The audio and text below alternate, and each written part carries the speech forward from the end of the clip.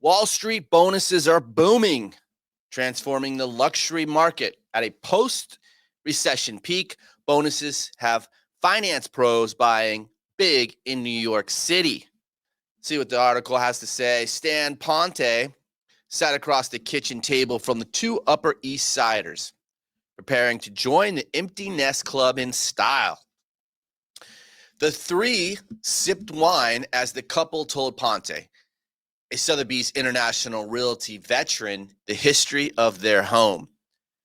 He goes on to say, years earlier, they expanded into a neighboring apartment, creating space for a playroom. Their terrace was a treasured outdoor retreat for them and their two dogs. Now that their kids were moving out, the couple was thinking of flying the coop themselves or remodeling. Either way, they were ready for something big, and one factor was driving that. With Wall Street profits and compensation packages soaring to their highest level in a decade, the couple was expecting a major bonus. They could expand again or join the wave of middle-aged buyers Ponte had seen ditching their uppers and the burbs for more happening digs downtown. That's a $20 million dream, Ponte said. But if you're one of the individuals receiving one of these bonuses, that dream is a reality. Wall Street's top six banks made $192 billion before taxes last year, more than double the $95 billion they earned in 2020. According to New York State's Comptroller's Office, pay at those firms rose 12% while staffing levels increased just 1%.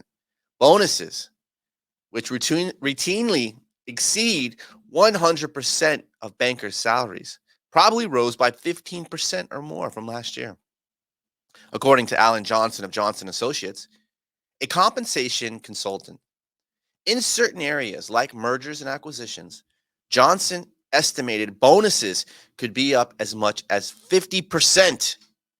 Meanwhile, stock options from prior compensation packages vested far higher than their value when they were awarded them thanks to the bull year. Perfect storm of wonderfulness in terms of compensation, Johnson said. While pay climbs to new heights, financial firms are battling for talent.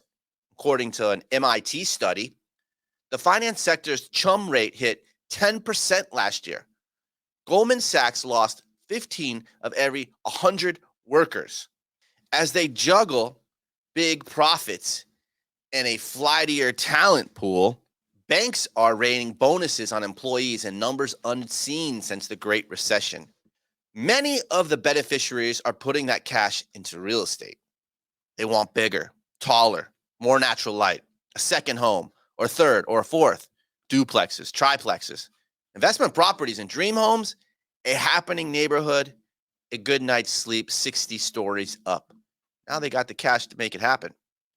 Boatloads of money. Wall Street bonuses are single-handedly driving the luxury housing market, but they have spurred an already wealthy buyer pool to pull the trigger on an upgrade or a flex in a bidding war.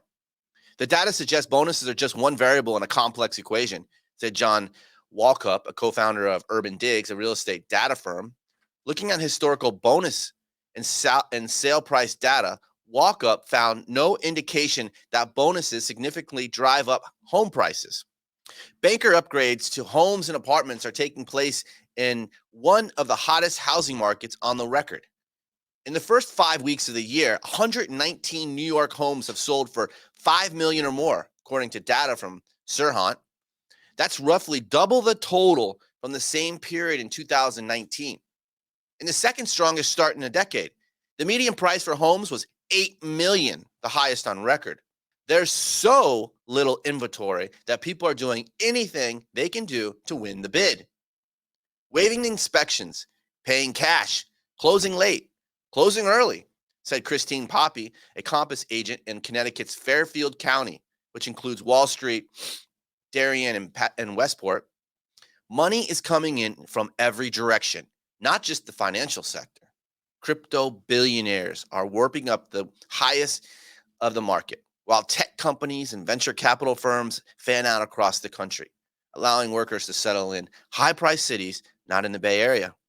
In the past, Wall Street led the charge for very wealthy purchases. Now, you have all sorts of different people with boatloads of money, said Poppy. The ballooning of bonuses, diversity of buyers, and dearth of product has finally put developers back in the driver's seat after years. Long glut of new luxury apartments. Not only has the market more than recovered from pandemic discounts, but developers are seeing higher prices enduring. It's been consistently crazy busy long enough, said Noble Black, a Douglas Elliman agent who also advises developers on condo sales.